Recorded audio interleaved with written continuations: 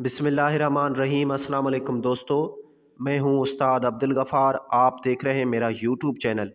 दोस्तों, एक नए लेसन के साथ आप दोस्तों के खिदमत में।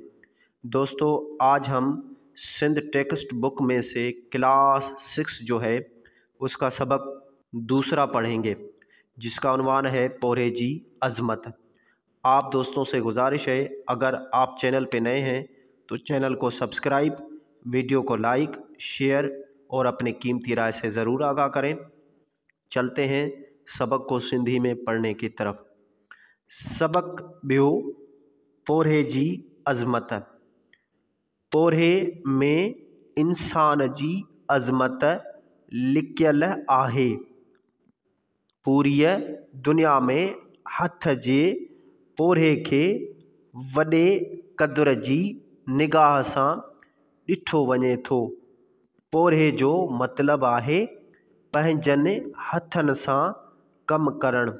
जेको इंसान पोरहे खां नटाए ऐं सुस्ती करे थो, उहो ॿियनि जो मोहताज रहे थो। अहिड़ो माण्हू पंहिंजे ओड़े पाड़े ऐं क़ौम ते बार हूंदो आहे। असांजे नबी सगोरे सल्लल्लाहु अलैहि वालैहि व असहाबिही वसल्लम जिन पघर जी पोरहे खे रिज़्क़े हिलाल चयो आहे। नबी करीम सल्लल्लाहु अलैहि वालैहि व असहाबिही वसल्लम जिन पोरहियत लाइ फरमायो आहे त पोरहियत अल्लाह जो दोस्त आहे।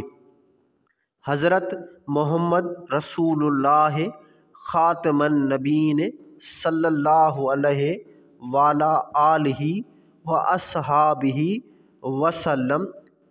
तर्जुमो: हज़रत मोहम्मद अल्लाह ताला जो रसूल आहे ऐं अल्लाह ताला जो आख़िरी नबी ऐं रसूल आहे। संदन सल्लल्लाहु अलैहि वसल्लम ऐं संदन आल ऐं असहाब सगोरन रज़ियल्लाहु अन्हुम अजमईन जे मथां अल्लाह ताला जी रहमत ऐं सलामती हुजे। जिन वटि पोरहियतनि जो एतिरो त मान आहे जो पाण सल्लल्लाहु अलैहि वालैहि वसल्लम फरमाइनि था, सभ खां पाक लुक़्मो उहो आहे जो पंहिंजे हथनि सां कमाए खाइजे। पाण करीम सल्लल्लाहु अलैहि वालैहि व असहाबिही वसल्लम जिन समूरी उम्मत जा अॻवान हुआ, पर पंहिंजो कमु पाण कंदा हुआ। जॾहिं हिजरत करे मदीने मुनव्वरा आया ऐं मस्जिद नबवीअ जी अॾावत थी रही हुई, त पाण सल्लल्लाहु अलैहि वालैहि व असहाबिही वसल्लम असहाबनि सां गॾु पोरिहियो कयाऊं। खेनि हथ जे पोरहे लाइ एतिरी त इज़त हूंदी हुई जो घर में ॿारण लाइ काठियूं बि पाण करे ईंदा हुआ। खंदक जी जंग में जॾहिं मदीने मुनव्वरा जे ॿाहिरां खाही खोटी पई वई, त पाण बि उन खोटाईअ में हिसो वरिताऊं।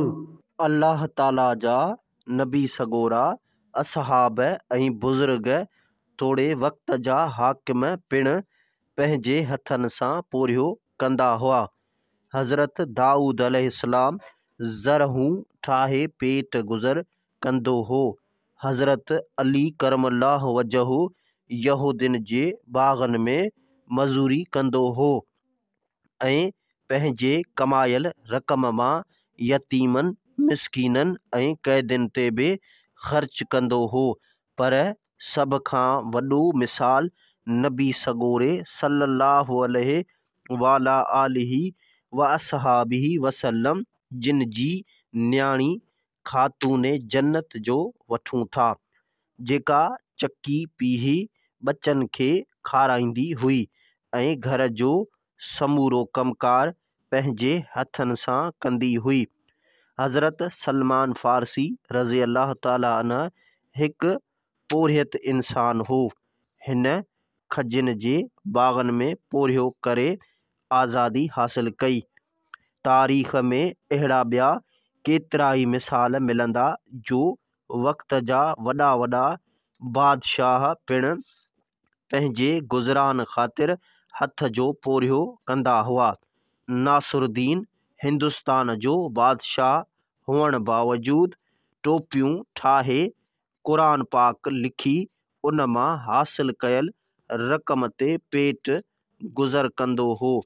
उन खां सवाइ केतिरनि ई मिसाली माण्हुनि पोरे खां आर न कयो ऐं केतिरा ई वॾा बुज़ुर्ग के पेञारा त के लोहार त के कोरी यानी कपिड़े उणण वारा रहिया आहिनि।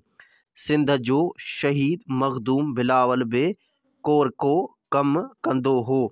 मथे ॾिनल मिसालनि मां साबित थिए थो त पंहिंजे हथनि सां पोरियो करणु केॾो न मानाइतो आहे।